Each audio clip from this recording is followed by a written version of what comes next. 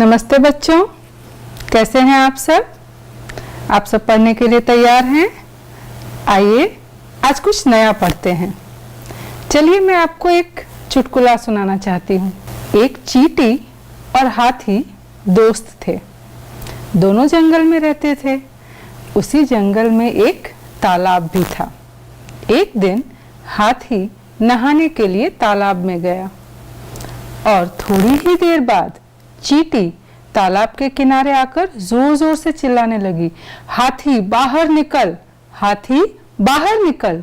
हाथी ने उसकी बात अनसुनी कर दी, उसकी बात सुनी ही नहीं। चींटी गुस्सा हो गई, तुम मेरे मित्र हो तो बाहर निकलो। हाथी तंग आकर तालाब में से बाहर निकला और जोर से चिल्लाया, क्या बात है चींटी, तुम मुझे नहाने का आनंद क्यों नहीं लेने दे रही हो? तब पता है चींटी ने क्या कहा? चींटी ने कहा, मैं देखना चाहती थी कहीं तुमने मेरे कपड़े तो नहीं पहन लिए। एक और चुटकुला है मेरे पास, उसका भी आनंद लीजिए। एक अध्यापक ने विद्यार्थियों से कहा कि कल सभी बच्चे गाय पर निबंध लिखकर लाएंगे। दूसरे दिन एक विद्यार्थी कक्षा में विलंब से पहुंचा।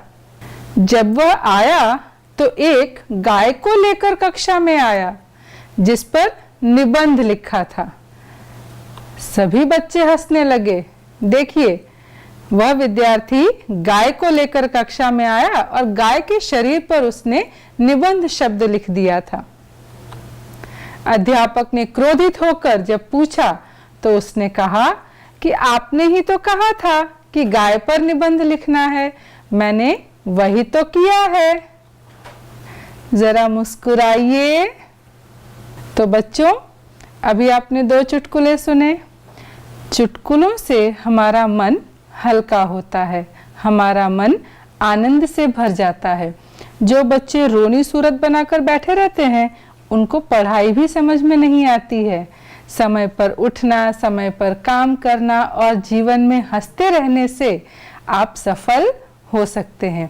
हास्य हमारे जीवन का एक महत्वपूर्ण अंग है और इसीलिए हंसते रहने से आपके जीवन में खुशी आती है, परेशानियां आपसे दूर रहती हैं और आप कोई भी काम बड़ी ही सरलता से पूरा कर सकते हैं। आपकी पाठ्य पुस्तक में एक इकाई है जिसमें कुछ चुटकुलों के बारे में बताया गया है। इकाई 3, जरा मुस्कुराइए। 3 चुटकुले आपके पाठ्य पुस्तक में दिए गए हैं और भी कई चुटकुले कथन के स्वरूप में लिखे गए हैं। उनसे संबंधित एक वीडियो मेरे पास है, आप उसको देखिए और उसमें वही चुटकुले हैं जो आपके पाठ्य पुस्तक में दिए गए हैं। उनको ध्यान से सुनिए और दिल खोल कर हंसिए, क्योंकि आपकी इकाई का नाम ही है जरा मुस्कुराइए। तो आइए इस वीडियो को देखते हैं। तुम मुझे किराया क्यों नहीं देते? आपने ही तो कहा था इसे अपना ही घर समझना।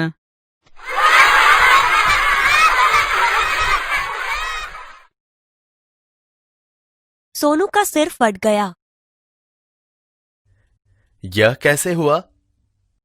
मैं पत्थर से कील ठोक रहा था।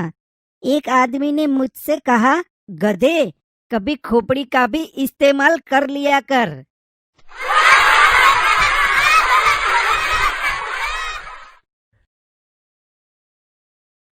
जरा ऊंचा बोलो। माफ करें अंकल, इससे ऊंचा होकर मैं नहीं बोल सकता।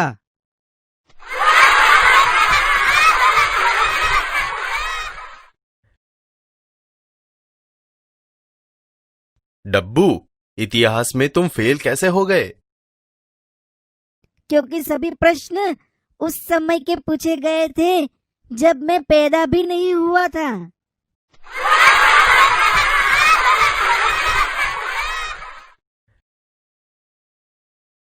पापा, कल मैंने रात के 1:30 बजे तक पढ़ाई की। शाबाश बेटे, लेकिन रात को 11 बजे के बाद तो सारे मोहल्ले की लाइट चली गई थी।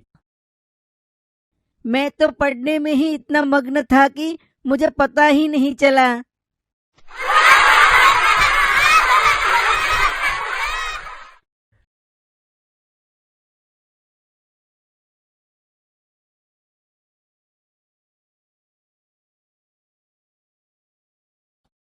आप कहाँ जा रहे हो? मैं डाक खाने जा रहा हूँ।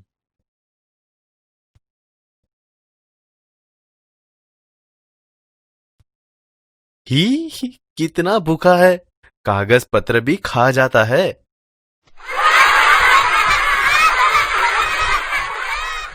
तो बच्चों, कैसा लगा आपको वीडियो? मैं आशा करती हूँ आपने ध्यान से देखा है और चुटकुलों का आनंद लिया है। बच्चों, आप समाचार पत्र आपके घर में पढ़ते होंगे। आपके पिता माता, आपके दादा दादी या जो भी बड़े आपके साथ घर में रहते हैं वह भी समाचार पत्र पढ़ते होंगे। और समाचार पत्रों में, सामायिकों में अलग अलग तरह के चुटकुले आते हैं। आप सब एक काम करना, उन सभी चुटकुलों को काट कर उनका एक संग्रह बनाइएगा और आप अपनी कक्षा में उसको विद्यार्थियों के सामने, शिक्षक के सामने सुना सकते हैं और सभी के मन को आनंद प्रदान कर सकते हैं।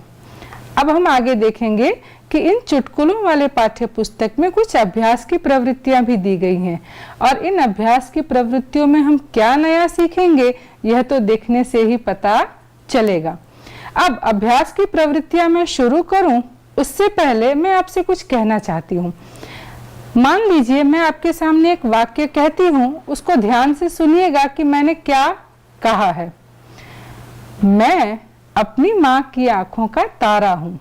इस वाक्य को हम दूसरे साधारण ढंग से भी कह सकते थे कि मैं अपनी माँ को बहुत प्यारी हूँ या मेरी माँ मुझे बहुत प्यार करती है, पर इसकी जगह पर हमने आंखों का तारा एक ऐसे शब्द समूह का प्रयोग किया है जिससे हमारा जो वाक्य है वह अधिक प्रभावशाली हो जाता है। सही है ना बच्चों? तो हमारी बातों को किसी के सामने रखने के बहुत सारे तरीके होते हैं। मुहावरों के उपयोग से हम उन तरीकों में बदलाव ला सकते हैं। शब्दों के समूह जो वाक्य की रचना को, वाक्य की सुंदरता को, उसके अर्थ को नया जीवन देते हैं, नया अर्थ देते हैं, उन्हें हम मुहावरे कहते हैं। मुहावरे जब वाक्य में लग जाते हैं तो वाक्य एकदम दमदार और प्रभावशाली हो जाता है। तो आइए देखते हैं कुछ मुहावरों के बारे में और उससे संबंधित अभ्यास की प्रवृत्ति के बारे में। हम अपनी बात दो प्रकार से कह सकते हैं। उदाहरण देखिए, कक्षा में प्रथम आने पर जशु को बहुत खुशी हुई। यह एक साधारण वाक्य है। इसी वाक्य को मैं किसी और तरह से भी पढ़कर सुनाती हूँ। ध्यान से देखिए, कक्षा में प्रथम आने पर जसु फूला न समाया। अब देखिए, लाल अक्षर से जो शब्द लिखे गए हैं दोनों वाक्यों में, उनको आप ध्यान से देखिए। पहले जो ऊपर वाक्य लिखा है उसमें बहुत खुशी हुई, इन तीन शब्दों को मैंने लाल अक्षर से लिखा है और जो नीचे वाक्य लिखा है उसकी जगह पर मैंने लिख दिया है फूला न समाया। तो बच्चों, हमें यहाँ एक मुहावरा मिलता है, फूला न समाना। फूला न समाना का अर्थ होता है बहुत खुश होना, अधिक प्रसन्न होना। मैं आपसे एक बात कहूँ, आपको पढ़ाते समय मैं फूली नहीं समाती हूँ। इसका अर्थ क्या हुआ कि आपको पढ़ाते समय मैं बहुत ज्यादा खुश रहती हूँ, मैं बहुत ज्यादा प्रसन्न रहती हूँ। मेरी माँ मेरे लिए बहुत अच्छा खाना बनाती है जिसे देखकर मैं फूला नहीं समाता। तो इस मुहावरे को आप ध्यान से समझिए। फूला न समाना, उसका अर्थ है अत्यंत प्रसन्न होना, अधिक प्रसन्न होना। चलिए एक और उदाहरण देखते हैं कि वाक्य में यदि हम मुहावरा लगा दें तो वाक्य की रचना कैसे अधिक सुंदर हो जाती है। आइए देखते हैं। हमारा दूसरा उदाहरण है, ऊंची इमारत को देखकर निशा को बहुत आश्चर्य हुआ। अब इसी वाक्य को जो मैंने तीन शब्द लाल अक्षर में दिखाए गए हैं उसकी जगह पर एक मुहावरा रखूंगी, तब आप देखिए कि वाक्य किस तरह से बदलेगा और कितना प्रभावशाली बनेगा। देखिए, ऊंची इमारत को देखकर निशा ने दांतों तले अंगुली दबा ली। तो तो यहाँ हमें दूसरा मुहावरा मिलता है, दांतों तले अंगुली दबाना।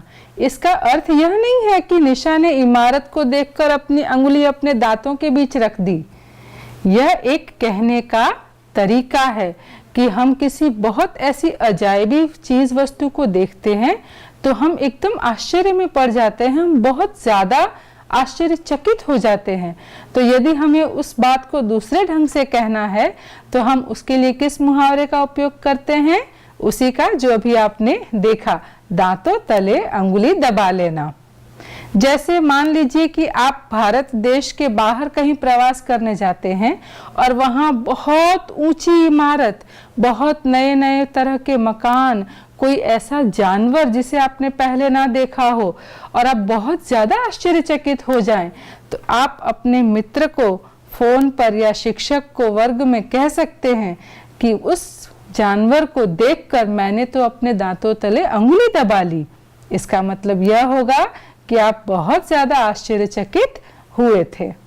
तो बच्चों, आपने देखा मुहावरों के प्रयोग से वाक्य की सुंदरता कितनी ज्यादा बढ़ जाती है और हमें भी नए शब्द जानने को मिलते हैं। तो इस बात का आप खास ध्यान रखिए, नए नए मुहावरों का संग्रह करिए, उनको अपनी नोटबुक में लिखिए और उनके अर्थ को भी समझिए। चलिए आगे देखते हैं। मुहावरों के प्रयोग से भाषा सुंदर, प्रभावशाली तथा सजीव हो उठती है। यह बात मैं आपको पिछले उदाहरणों में कहती आई हूं और आप इस बात को ध्यान रखेंगे। यदि आपके शिक्षक या मित्र आपसे पूछे कि हर वाक्य में या कुछ कुछ वाक्यों में आप मुहावरों का प्रयोग क्यों करते हो, तो आप कह सकते हो, इससे मेरा वाक्य प्रभावशाली बनता है, सुंदर बनता है, नए नए अर्थ जानने को मिलते हैं। बच्चों, आपके पाठ्य पुस्तक में अभ्यास की प्रवृत्ति का प्रश्न 2 आप देख सकते हैं आपके सामने। आइए मैं उसका पठन करती हूँ, आप ध्यान से देखिएगा। निम्नलिखित परिच्छेद में से मुहावरे ढूंढिए और उनके अर्थ देकर वाक्य प्रयोग कीजिए। आइए मैं परिच्छेद पढ़ती हूँ। रमेश पढ़ाई में होशियार लड़का है, इसलिए रमेश पिताजी की आंखों का तारा है। इस साल रमेश ने कमर कस के परीक्षा की तैयारी की थी। जब वह परीक्षा देने गया तो उसका ईद का चांद मित्र महेश का नंबर भी उसके नजदीक था।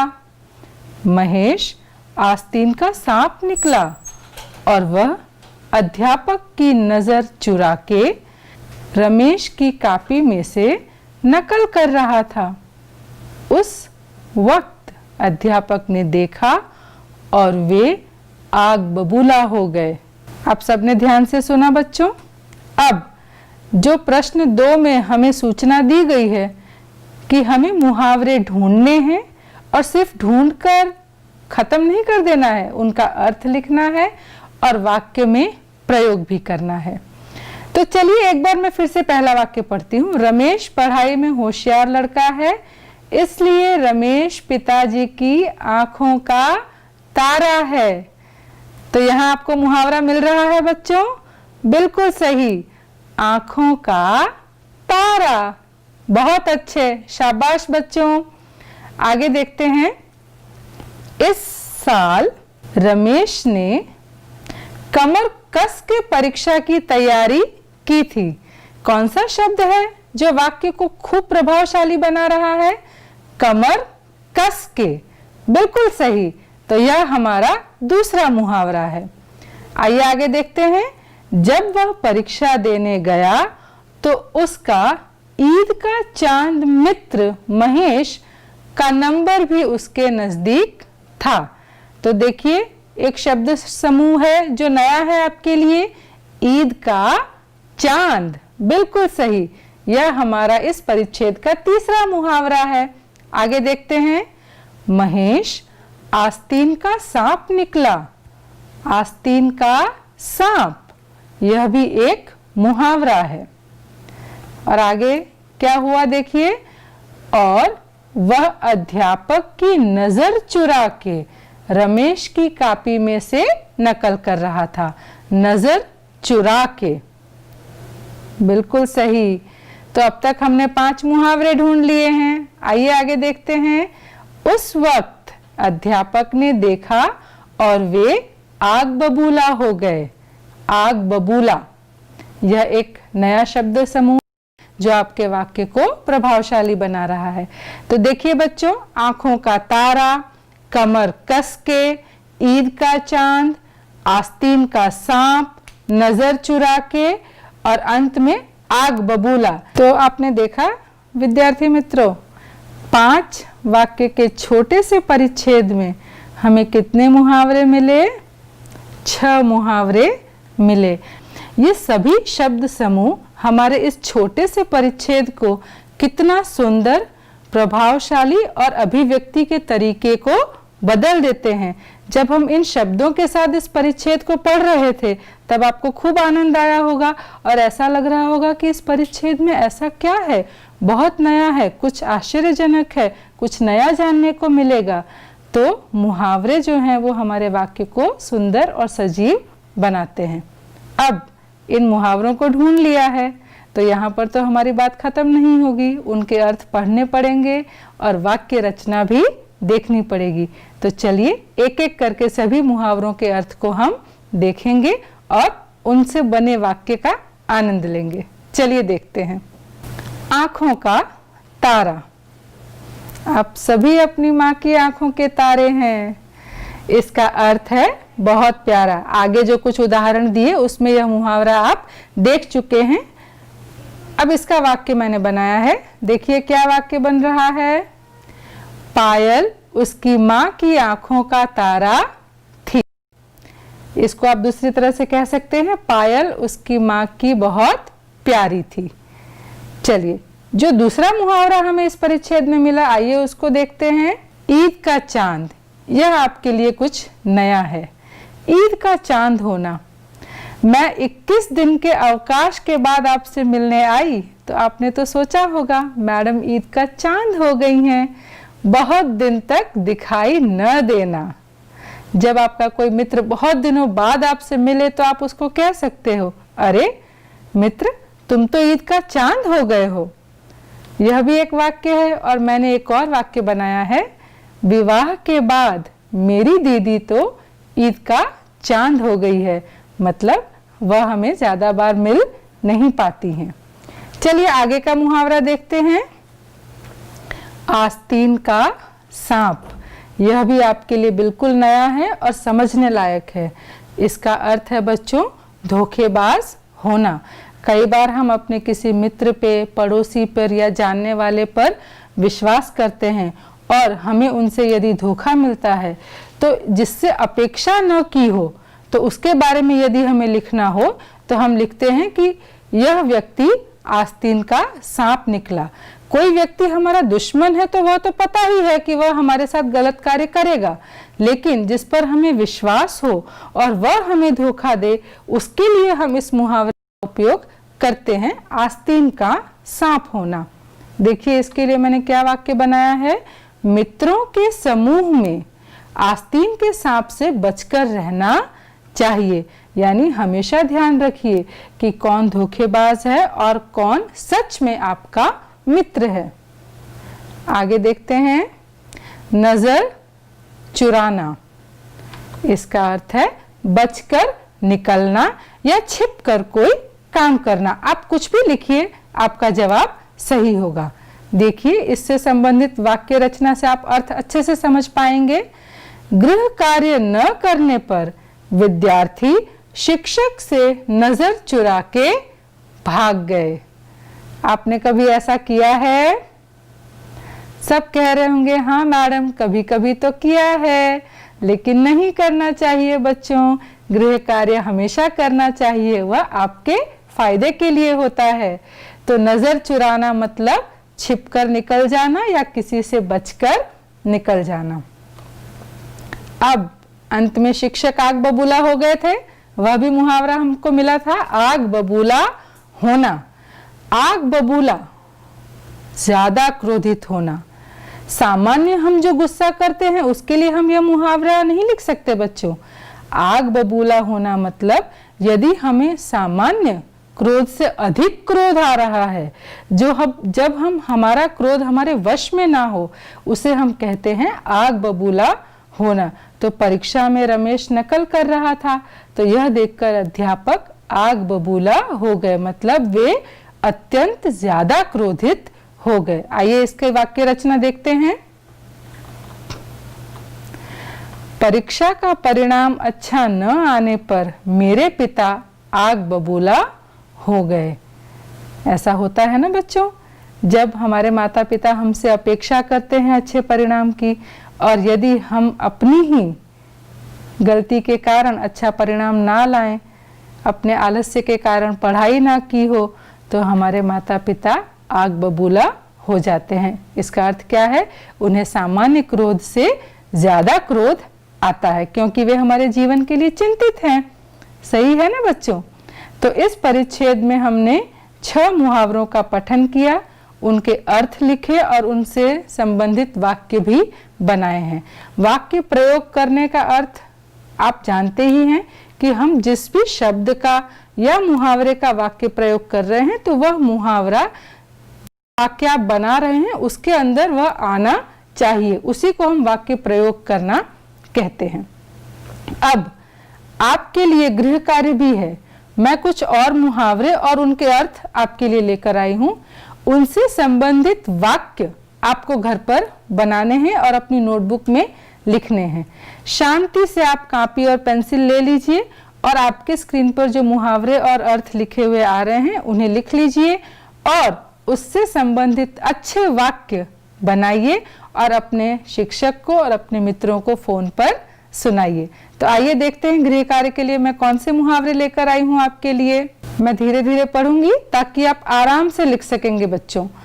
पहला मुहावरा है मुंह में पानी आना। पढ़ते पढ़ते तो मुंह में पानी नहीं आ रहा, शायद रसोई घर से कोई खुशबू आ रही है, आपकी माता आपके लिए कुछ अच्छा बना रही हैं। मुंह में पानी आना, ललचा जाना, किसी चीज को पाने की लालच होना, कोई अच्छी चीज देखकर उसे अपने पास रखने की लालसा करना। मुंह में पानी आना मतलब ललचा जाना। अगला मुहावरा है आसमान सर पर उठाना। क्या कोई आसमान सर पर उठा सकता है बच्चों? नहीं, यह तो बात कहने का एक तरीका है, इसे हम मुहावरा कहते हैं और इसका अर्थ है बहुत शोर करना।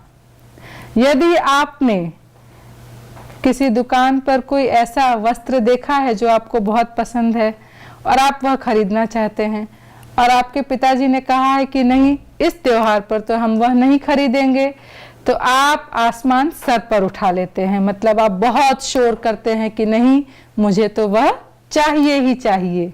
देखिए, मैं आपको वाक्य प्रयोग के लिए भी उदाहरण देती जा रही हूं बच्चों, अच्छे अच्छे वाक्य बनाइएगा आप।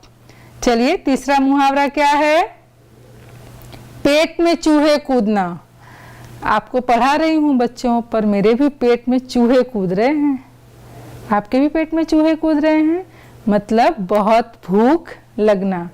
आपको पढ़ाने के बाद मैं तुरंत कुछ अच्छा खाने वाली हूं जिससे मेरे मुंह में पानी आ जाएगा। पेट में चूहे कूदना, उसका अर्थ है बहुत भूख लगना। चौथा मुहावरा है आंखें लाल करना, क्रोध नजर से देखना। बच्चों, यहाँ पर मैं आपको एक बात सूचित करना चाहती हूँ। अभ्यास की प्रवृत्ति के परिच्छेद में हमने एक मुहावरा पढ़ा था आग बबूला होना, और यहाँ एक मुहावरा आया है आंखें लाल होना। दोनों में क्रोध शब्द जो है वह आ रहा है, पर आंखें लाल करने का मतलब है किसी को क्रोध की नजर से देखना, शब्दों का उपयोग न करके क्रोध की नजर से देखना, अपना क्रोध बिना शब्दों के व्यक्त करना। और आग बबूला होने का अर्थ है कि आप शब्दों के साथ और अपने हाव भाव के साथ भी शाब्दिक आप अपने गुस्से को प्रदर्शित करते हैं। तो दोनों में गुस्सा शब्द जो है, क्रोध शब्द जो है, वह एक ही है, लेकिन दोनों के अर्थ में और गुस्से के परिवेश में बहुत ही फर्क है। तो इन दोनों मुहावरों के भिन्नता को आपको ध्यान में रखना चाहिए। चलिए आगे देखते हैं। सबसे अंत में मैंने जो दिया है मुहावरा आपके लिए वह है सिर पकड़कर बैठ जाना, मतलब निराश होना।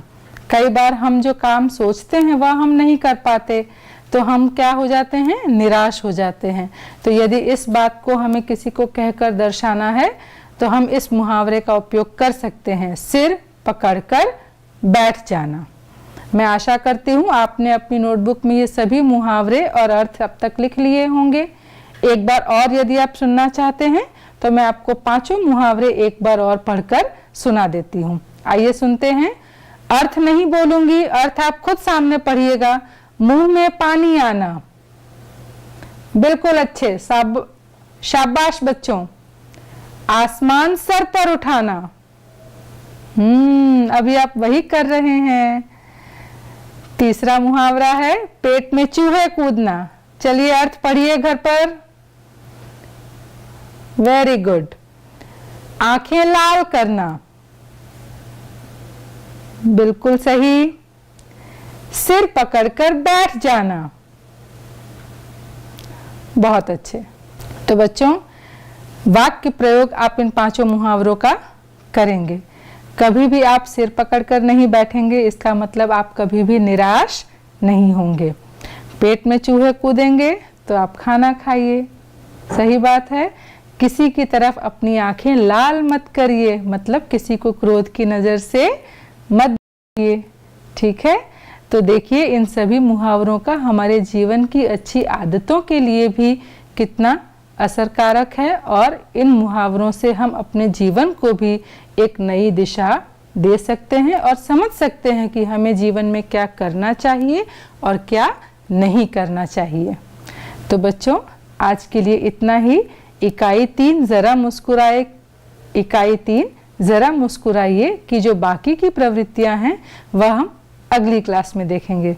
तब तक के लिए अच्छे अच्छे मुहावरों का संग्रह करिए, समाचार पत्र में से चुटकुले काटकर उनका संग्रह कीजिए और हमेशा हंसते रहिए, मुस्कुराते रहिए और खुश रहिए, पर पढ़ते भी रहिए। टाटा। अब देखते हैं आज का प्रश्न। तो आज का प्रश्न इस प्रकार है, मैं तो पढ़ने में मगन था। वाक्य में मगन शब्द का अर्थ क्या है? अब विकल्प देखते हैं। पहला विकल्प है मग्न, दूसरा विकल्प है प्रसन्न, तीसरा विकल्प है निराश और चौथा विकल्प है उदास। आप इस प्रश्न का उत्तर हमें जरूर भेजिए।